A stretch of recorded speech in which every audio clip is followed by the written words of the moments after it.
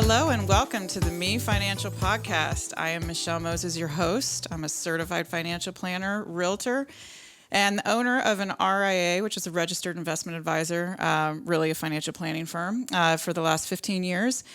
And welcome to the show. I started the show so that I could basically give all of my knowledge that's in my head, hopefully to you. And I want to help people feel better about money. So I hope that when you listen to this, that you feel better about your financial life. Like I hope you walk away just feeling just a little bit better. I didn't really realize how messed up people were about money, I guess. And so hence I wanted to start this. So that's not the topic at all today. The topic is is I'm going to be telling you exactly what I am invested in. I think a lot of people are very confused about how to break things up. So I'm going to go over exactly what I am in. I don't know how much we'll get into the details of what I'm invested in. So we'll see how much time we have. But, as we're going through this, please, I hope you take one thing, but I do want to do just one little caveat on this is I don't want anyone to think that they need to do exactly what I'm doing. This is not, with my first episode, what I talked about was how I wanted you to pick and choose what is right for you. So if you listen to this and you are super excited about one thing, then go do that one thing. And if you don't know how to do it, please comment or please write to me or, however you need to get the information. But I am happy to help you. I would love to hear from you in the comments or writing to me about the show or even any topics that you want to hear. So with that, please remember to subscribe and comment and like or review the show. I would love to hear from you more often. So let's talk about what I am invested in. And I don't feel like it's that complicated. So I think you'll probably be surprised at how kind of easy this is. Some of the investments I'm in are normal investments, but I really try to spread it out because I get so excited about some of these investments that I come across. I'm like, oh, I want to do that. And there's definitely been investments where I haven't been able to participate because I've spent my money, somewhere else. So some of the things that I'm going to mention require a lot to get into and others don't require very much. And I'm going to give it in percentages because people get very, I don't want to say judgy, but about themselves, about myself, all of that. If I'm going to give specific numbers that I should be further ahead. Or it should be, I'm pretty, or whatever. And other people just say, well, I can't ever get to that because I'm 25 and I'm not even, I have a savings account. So again, this is over the course of, I am 46 years old. So obviously I've had some time to do all of this. And put all of this into place. I have 2 kids. So I do have 529s and college accounts. So if you don't have kids, you're not going to have a 529. So again, take all of this with a grain of salt if it doesn't apply to you. And if you have any questions, please comment. I'm happy to help you in any way I can. So to start out, obviously the bulk of my savings is in retirement accounts. And I don't know if we really all love retirement accounts, right? I mean, we do them because we get tax deductions from them. And plus, I think it helps that we can't touch it because other times, you wouldn't believe how many people call me asking how they can get their money on their retirement account cash. And, it's not something that you really want to do unless you're only going to do it for 60 days. Other than that, it's pretty much out of the question. So once it's in there, it's in there. So I really try to balance things because when you're talking about retirement, you don't want everything in your retirement. You also want to have some cash because once you retire, if you have everything in all your retirement accounts, then you're going to be paying taxes on all of that as you take it out. And believe me when I say this, it is going to be a factor. People are always I'll just put it in there and save the taxes and worry about it later. Don't do that because there's so many retirees that have everything inside of a 401k, which is now an IRA. And to even get a new air conditioner on their house, like, oh God, then we're going to be pushed up into the next tax bracket. And it just becomes this whole thing to where if you have cash on hand, like in a savings account, and then you also have your retirement accounts, it helps to balance that when you're in retirement. So, you're always trying to think about the end game, right? And retirement is usually our end game. And so you put stuff in your retirement, but I kind of balance all of this with it is also good to save some cash. So I'm going to talk about how I'm saving cash, but I like to do both. Just for that exact reason. And then plus, I like to do real estate investing and I like to decorate houses and stuff like that. So I put my money, as my son puts it, I spend all my money on furniture. It cracks me up. He always tells me I can't be in charge of the money because I spend all my money on furniture, which it just means to him it's the house. So I'm always, redoing things in the house and all of that. But it's important to me because it's an investment and I don't plan on living there forever. And so, we're redoing it to move. So I'm just going to go down the list of the things that I have, and then I'm going to give you kind of a percentage, and I'm going to start with some of the easier stuff. So like cash accounts. So I have a Capital One 360 account where I earn, I think right now it's like 3.4%. I know that is not the most that you can make right now. 4% seems to be it. I'm recording this in May of 2023. So, I have about 10% of our money is in this Capital One savings. But that also includes, so I have it divided out and I have multiple savings accounts in there. One is emergency fund, another one is for a car, and then the other one is for a new house. I don't put a ton in there every single month. I get paid quarterly. So I put some in every single month for a new car, for a new house. And then every single time I get paid, I put money into the emergency fund. And then sometimes money gets taken out of the emergency fund because I also have 3% of our net worth is in I bonds. And these were paying almost 8% about a year ago. And so I put some of our money into there. I don't know that I'd recommend them right now because the return is about 4%, but I counted that as my emergency savings because once I had money in the I bond for a year, then I could take it out with minimal penalties. And so it was worth it to me to take some of the money from the emergency fund and put it into the I bond and make 7% on that money. So I kind of view those as one lump thing. And so the mindset is important here. So when you're thinking about the I bonds or if you're thinking about investing in something that's maybe like a 3-month treasury or a 6-month treasury or something like that, you just make sure that you have enough in your emergency fund or that you can get money from somewhere else. Like we can get money from a life insurance policy or somewhere else that you could borrow money from to get you through that time if you really did need it. And as you get more and more assets, you are going to want to have more just cash on hand because if something goes wrong, you could lose a house or two or a couple cars or, and then when you have kids, you really want to make sure that you're taken care of. So that's kind of the emergency fund bucket, if you will. And then we have college, which makes up about 8% of our total. And so we have 529, and then I have an UGMA that I just started when my son was born, and he's 10 now. And I don't know anybody that funds a 529 to the max to pay for all of college. And people are always feeling so guilty about this. Oh, I have a kid, I should start a 529, I should start college fund. And you should, absolutely. I mean, you don't want to be caught with not any savings and if they want to go do something. But I've never seen anybody fund. I've managed about 40, maybe 45, 529 accounts, and none of them are over $100,000. That's just the way that everybody gets to around the 75, 80, 90,000 and they're like, okay, that's enough, because they don't know that their child is going to go to college. They don't know what college they're going to, there's just so many factors, and they don't want to have money left over because if, obviously you can assign it to a family member, but if you don't have a cousin or an aunt or, somebody like that, or a niece or a nephew that you want to give that money to, then you can always go take classes. You could take like a cooking class. It just needs to be at an accredited college, but a lot of people just don't even want to worry about that.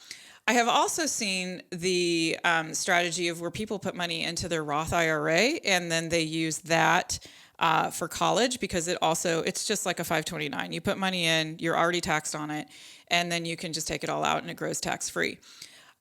That one I haven't seen nearly as much just because you can only get like $6,000, 7,000 depending on your age into a Roth IRA a year. And but some people like it because when you're applying for student loans, then it's in your retirement assets and it's not in the student's assets. So it's something to think about if you wanted to explore it and if you're still eligible to contribute to a Roth IRA because it does have income limits.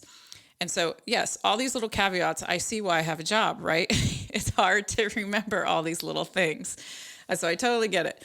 Okay, so next let's get to the exciting part, is our crypto. Our crypto is about 10%. It used to be so much more. It was really fun. Last week, my guest was Andy Woodward, and he got me into crypto, and it was really fun there for a while. And before crypto went down, I did take out most of the money that we had invested. And so everything that's left is just kind of icing on the cake. And it has been coming back, but for crypto for me is something that I don't want to miss out on, because people say, oh, it's worthless. And then other people say it's going to be going to $1 million. After my podcast last week, I really believe in crypto now again. And so crypto is 10%. Most of that is Bitcoin and Ethereum. I do own some Cardano, and then I get excited about all these random ones like Mana, and I can't remember all the other ones that I've got. Polkadot. So that's the details about my crypto. The Polkadot and the Mana, but those are just kind of, I don't even know what they're worth. I don't even check it anymore. One time I got on there, it was worth like $150. But most of it is in Bitcoin and Ethereum. And then I do stake it. I got lucky in that I make interest on it every single month. So, and then I have a client who actually has a crypto credit card. And it is really cool. When he spends, then it spends his Bitcoin. And so that's really great when Bitcoin is up because it's higher than the dollar, and he's made so much money in Bitcoin. But he also gets rewards and gets rewarded in Bitcoin. So, a lot of that, there's a lot of exploring to do in that world too. And I think the credit card brings up a good kind of segue here, is when you're talking about or thinking about your financial life and your overall picture of everything, having some of those credit cards, is worth it. As long as you keep track of your expenses and pay them off every month and debt is not an issue for you, I don't see anything wrong with having some of these reward credit cards. If debt is an issue for you, then I would just nix the credit cards for now and just focus on your spending and focus on trying to save a little bit. I need to go back on my background. So when I started my company, I was broke. Like I get when you cannot save $50. I was selling my clothes. I had a roommate. I was so stressed out about money. I started grinding my teeth. I get why people jump off the top of buildings about money. It was so stressful. Not having money is a very, very stressful place to be. So if you are listening to this and you are a single mom and you really can't save anything, then fine. You're doing a great job just by taking care of your kids. But if you do have a matching at work, take advantage of that. Like if you have a 3 or 6% matching at work, and you could somehow make it work for you in your household, I would absolutely contribute to that because it does add up. So like the things I was talking about when I have at Capital One, the housing savings and all that. I put like $75. I started with $25. I just kind of throw some money in there. And then when I get paid, I put like larger chunks in now. So you just don't have to do a lot, but I started with like nothing. And then obviously if you have a roommate, if you keep your other expenses very low, the faster you're going to get to all of this stuff. Then we do also have an HSA, which, if you can keep money in an HSA and you have kids, please contact me. I would love to know how you do this. We put in almost the max amount. I think we put in the max amount every single year. And I don't know that number because it's on my husband's health insurance. And we are always kind of almost running out. We have, $1,000 left in it, or 1,500, at the end of the year. So yeah, if you know how to keep money in that thing, I would love to know how you do that. So it vacillates, but we do have an HSA, and it is not invested in anything. It's just in there. And if you aren't able to contribute to a Roth IRA, I do recommend that you get into an HSA, because there's no income limits on that. And it does grow tax free. And then when you get into retirement, you can pay your medical expenses with it. You could pay long-term care insurance premiums with it. I mean, there's a lot of things that you can do with an HSA if it has leftover money when you get into retirement and on Medicare and Social Security. So don't think that it's just sitting there doing nothing, as you're getting it going. And then usually these HSA banks and things like that, where you have your credit card to spend, they will encourage you to invest it once you get over a certain threshold. It's usually, $20,000 or $25,000. But I've never gotten to that point. So we just always spend it on things. And then the last part that we have is, well, I guess besides our house. So I own a house. I always say that I owned it before my husband, and I always call it mine. It's just funny that I said I have a house. We have a house, and I obviously love my house and call it mine because I owned it before him. But I love home ownership, and if you can afford it, I highly recommend getting into something, because obviously prices have gone crazy these last 3-4 years. Actually, I guess since the Great Recession, they've gone crazy. And if you can get into one, I would get into it, because it's a great way to build wealth. But you also need to be able to afford to do things to it. And I'm not saying like upgrades, but I moved into a house with a pool, and it is at least $400 to $500 just to like take care of the yard and do the water and have the yard guy or the pool guy, or or something was always breaking. One time when I moved in, we had feral cats, and they were like coming up to the door, and I had to relocate them. So stuff pops up when you own a house or a condo.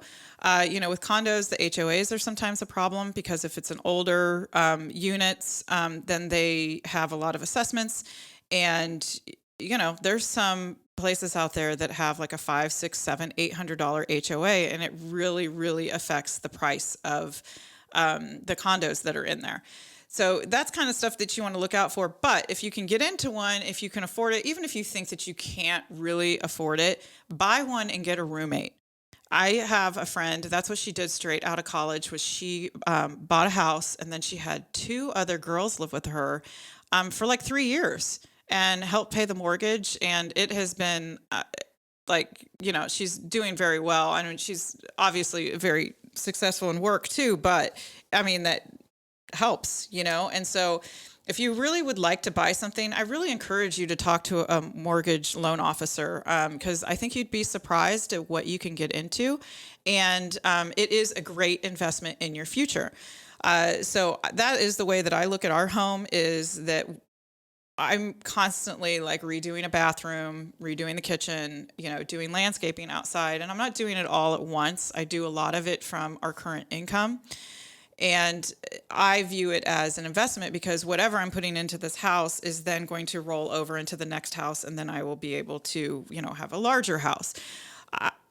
When we lived in Kansas City for a while, and I flipped a house there, and we kind of flipped the house that we lived in there too. We did some stuff to it, but it really, I stood in the kitchen when I got done flipping this house, and I was like, wow, this really makes a difference. Like, it makes you feel different to have, like a nice house and a nice place to cook and all of that.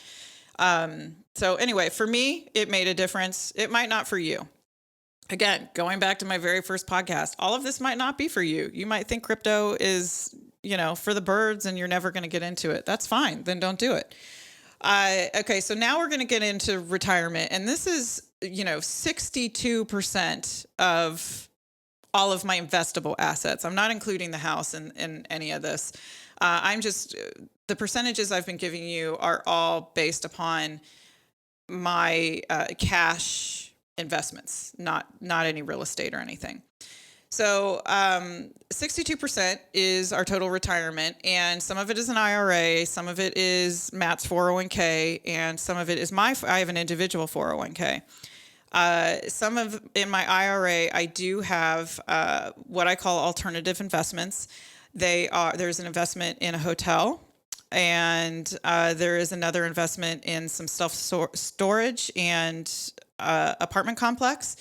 So I come across these investments where you basically give your money to these companies. You are trusting them to manage it and to say what they are going to do. So a lot of this is I'm going to buy hotels. We are going to update them, and then we're going to sell them. And then they give you, the hotels are obviously being rented, and people are staying in them. So then you get a dividend from that. The same thing about the apartment buildings. They rent them out, people are paying their rents, and then you get a dividend from that because you helped finance the apartment building. So that's how these things work. You do have to be an accredited investor in order to invest in these. So that means $1 million net worth without your house included, or you need to make over $250,000. So I know that's going to exclude a lot of people. But I mention this because there are other investments where you don't necessarily have to be an accredited investor that are very similar to these. And I know you've seen some of these online where you can invest straight with a flipper. You can invest straight. I mean, there's just all kinds of things. You can buy land and farmland and, just all kinds of things. If you get on there and look, the problem with those, though, is that you are giving your money to somebody that you don't know. And the benefit of working, with an advisor like myself is that I've had time to interview them. I've read hundreds of these deals. My whole thing, though, is if you're going to get into alternative investments, I really love it when the owner has their own money in it. Like I looked at this one investment one time for a luxury RV park, and the guy was getting paid like $15,000 a month to manage just this fund, and he had no money in the deal. So I was like, no, I'm out. So a lot of these things, I like it when the owner or their friends and family have money in it. It gets more skin in the game, and they do tend to be more successful, as I've found over the years. I've been doing those for like 10 years. So that is a lot of my retirement. I have a real issue with finding these investments and then wanting to put them in there. And so, I am always going back and forth between wanting to, just have cash on hand so that we can buy another house to flip and, or redo our own house, or put money in my retirement to obviously save taxes, but then so that I can do more of these investments. Because these investments are outside of the stock market, and I am just a huge believer in not having 100% of your wealth in the stock market. I don't think people are most of the people I talk to, it's more of a necessary evil than something that they actually really enjoy. So the stock market stuff that I have, and that my husband is even in his 401k, it's literally like the, Vanguard 2030 fund or whatever year it is. That's what my 529 is in. I have it in American Funds 2030 mutual fund. I'm not trying to manage it. I don't have the time to manage it. I manage everybody else's stuff. And so then it's kind of the same thing. I log in, I know what's going on, but I am not going to be doing stock picks and all that. That is just not my thing. And a lot of people, when they hear that I'm an advisor, they just automatically assume like, oh, have you heard of this stock? Have you heard of this? And I'm not a huge stock watcher. I'm more of like, what are commodities doing? I'm more of like the big picture stuff. How's banking doing? And there are advisors that do a lot of stock. There are advisors that just do exchange traded funds, which are like mini mutual funds or mutual funds that trade like a stock. And I am the advisor that trades in ETFs, and I have a money manager that is watching the stocks all the time. And so then we have meetings. It's like, hey, real estate needs to go up from 7% to 10% in this portfolio. Okay, great. So they're the ones always looking at all of that and helping me manage money. And so I kind of take the same thing with my own, is I don't I don't want to be watching a stock. With stocks, you miss a day and it's over. So the people that I've seen that have been really successful in stock, I mean, they get up every day and that's what they do. That is their job. It's their hobby. They love reading about it. It is just so interesting to them. And that is just not my shtick. That's just not the advisor that I am. And so if you are looking for an advisor after listening to this and thinking, okay, I'm kind of overwhelmed and I need, somebody that's, if you're really interested in stocks, find somebody that just deals in individual stocks because they are out there. And I've seen a lot of people be really, really successful with that. It just depends on what your thing is. Mine is more these alternative investments. I love them. And then everything else, I have some gold, I have some silver. I just used my cash to buy some 3 months treasuries because they're paying almost 5%. So because I didn't know what stock or ETF that I wanted to put them in. And then I separate these in different accounts. So one account has the alternatives in it. There's another account that has like the ETFs. And then it has the treasuries in it too. I just had some cash left over, and that's what I wanted to put in it because I haven't been excited about anything for a while. So that's kind of the detail of everything. Oh, life insurance. I forgot about life insurance. So my husband and I both have a life insurance policy. We originally bought term, but I bought insurance that could convert without us going through underwriting again, which is the health test. And I bought that because, when my kids were born, I don't know, my work kind of went down. Well, obviously I had 2 little kids, and then my husband ended up staying home. So money was just like, a lot tighter.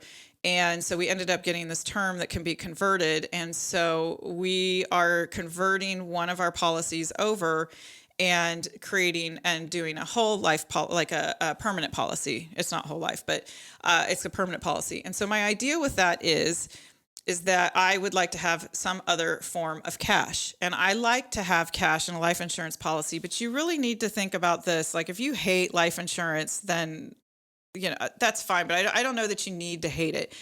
It does serve a purpose, and there isn't more investment vehicle to it than just death benefit. Because a lot of people just say, buy the term and forget it. Well, for me, it's another investment where I can have some cash on hand. And so I want to try to build up the cash value inside of the policy so that when we go to retire, it is another way that we might have some money saved up just, where it grows tax free. It's usually 4 to 5%, over the course of everything. So it's not stellar returns, but it's super safe and you have a death benefit.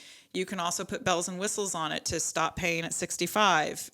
You can have bells and whistles of if you die a certain way that it'll pay out. A lot of times if you get a terminal illness, you can get the death benefit ahead of time. So they'll pay it out to you if you have a terminal illness and you need that for medical care. So there's a lot of different things that you can do with it. And so it's just another tool to have. And so we are in the process of doing that and kind of revamping the life insurance so that when we go into retirement, there is some cash in there. I have seen some awesome things. Like I don't sell a lot of insurance. I might do like a policy or 2 a year. And I wouldn't say that. It's probably 3 or 4. And the only people that do it is when they want to create this cash and then we put a bunch of money into it. And then I've had clients that have put new roofs on their rental properties. They've updated like their rental properties a million times and then they pay it back. They've updated their own house. They've gotten a huge tax bill. So then they just take it out of the life insurance and then they pay it back over the year. And if you are looking for a life insurance policy that does this, like if you like this theory of this, my only thing that's kind of a must-have is that if you borrow from a policy, make sure that when you borrow it, that money that you borrowed is still quote unquote invested and you're still making like the dividends and interest inside the policy on it. So let's say you have $100,000 in your life insurance policy and you borrow 50. Some of them will only leave 50 to earn all of your, what I'm going to call dividends and interest inside of your life insurance policy. But what you want to do is find a policy where the full 100 is still considered invested, even though you have borrowed the 50. So that is my only caveat that I would recommend to you of life insurance, is that if you're going to go with some sort of permanent, universal life, indexed universal life, or a whole life policy, that you find one that invests even the loan amount. And there's all kinds of terms for this, but I'm trying not to use all these insurance terms because it gets really confusing. So just make sure that the money that you borrow is still invested and still making that 4 or 5% every year. But if you do borrow, obviously you want to be paying it back. The life insurance is not something where it's like a savings account where you can take it out and never put it back. But life insurance might be something that's great for you if you're a consistent saver, because even if you borrow it, then you can just consistently be paying it back. Some people buy a car with it and then they just pay themselves back with it. And then the other things that we have, we have cars. One of them is paid off. The other one is not. And that's it. We sold all of our real estate, and we're pretty lean and mean right now. And I really hope that this helps you guys. A lot of people ask me what I've invested or how much I invest. And that I think gets the most confusing part for people, is that they don't know, just like what Andy was saying last week, is that people would say, well, how much did I put in crypto? Well, it really depends on you. I started out with just putting like $2,500 into crypto. And then I'd get paid and then I'd be like, I'd get excited about something. Okay, let's put in another 500. Let's put in another 1,000. So I did it. I was really like slow rolling it on the crypto. It just depends on what the investment is. So, it all just builds up, and my your finances are all about paying attention. And as you pay attention to it, then you're going to get more excited about what's out there, and you're going to be excited about obtaining your goals. And as you start to pay attention, it's just going to kind of snowball. I think it's like anything that you pay attention to. If you start to pay attention to what you eat, then you probably start to either eat better or realize how bad you eat or how good you eat. So it's kind of the same thing. And if you don't have any money and you can barely save anything, again, I would do the matching at work. And if you don't have that, maybe just open up some sort of savings account and put it in there. The 4% long-term savings. And those are usually all online, but search around, because some of them are only paying like 1%, and you do not need to lock up your money in a CD to get this 4 and 5%, you guys. Like, just don't do it. Go online and get yourself a high yield savings account if you're just starting out. And even if you have your savings accounts and they're not paying you 4%, move to another bank, or see if you can buy these 3-month treasuries that are paying almost 5%. If you have like a TD Ameritrade, Schwab account, Fidelity, you can do it in your own IRA. If you just have cash sitting there, you can call them and just say, hey, I want to buy some 3-month treasuries. Can you do it for me? They'll do those trades for you. So if you manage all your stuff on your own, you have access to this stuff. It might seem overwhelming, but they'll tell you before they do the trade how much it is, how long it's, when it expires, and then that's when you get your coupon. And so with 3-month treasuries, you need to like the interest rate is for the year, but you're only buying it for 3 months. So you're not going to get the full almost 5%, 4.9%. You're going to get that, annualized for every single month. And then you could like renew your 3-month treasury for another one. And then if you did that obviously 4 times, then it would be a whole year. So anyway, you guys, let me know if you have any questions about any of this, if it was helpful, if it wasn't, if I droned on forever. I am happy. I'm sitting here talking to myself, like pretending I'm talking to you. So I am happy for any feedback or, if you have any questions about all of this. I really hope that it was helpful. I just want to make you feel better about your money and feel excited about it, because it really is fun to learn about I think it's fun to learn about all of this. And it's fun to be helping yourself and to feel good about what you're doing, and to know that if the world went to hell in a handbasket, that you'd still be okay. And that if you lost your job, that you'd still be okay. So that security is what you're looking for. And since you're looking for, and it doesn't happen you're not just going to like find money. You have to start somewhere. So if you can just start with the $25, or if you are one of the people that is saving every single month, maybe you could do something better with your savings. Maybe you could find some of these alternative investments, so it just depends on what level you are at. And really, to me, it's just age. In your 20s, you're just barely getting by. You're trying to, figure things out. And then as you get in your 30s and have kids, money is a little tight right then, because the kids take up a lot of your time. But then, once you get into your late 40s and 50s, then things really start to cook. And I don't see, and I want to kind of do a caveat on this too, is that I don't see a whole lot of people saving a ton of money for retirement until they get like in their 50s. I mean, there are those offshoots of people, they make, $250,000 to $500,000 a year. They're saving a ton of money to try to save taxes. But most people, they come to me and they're like, okay, I'm, 48, I'm 50, I'm 55. I need to get going. And then they just like crank it out for 8 to 10 years and it ends up being fine. But it's always packaged, or their monthly budget is always paired with Social Security and Medicare and all of that, So I just don't think it's too late to start. You'd be really surprised at how late people start saving for retirement. So I would just start, because you're just going to start feeling good about yourself. It's just like starting to work out. It's the same thing. You start to work out, you feel good. You start doing this, you're going to start learning about it. You're going to learn how to link all your accounts and how to make it easy, make it automated. And then you're going to start feeling good about yourself and you're going to want to do more. And then pretty soon, you'll be calling somebody like me to see if you can get your hands on all these different investments or what you should be investing in. So I hope this helps. Please subscribe, review, or comment. I would love to hear from you. Thanks for listening.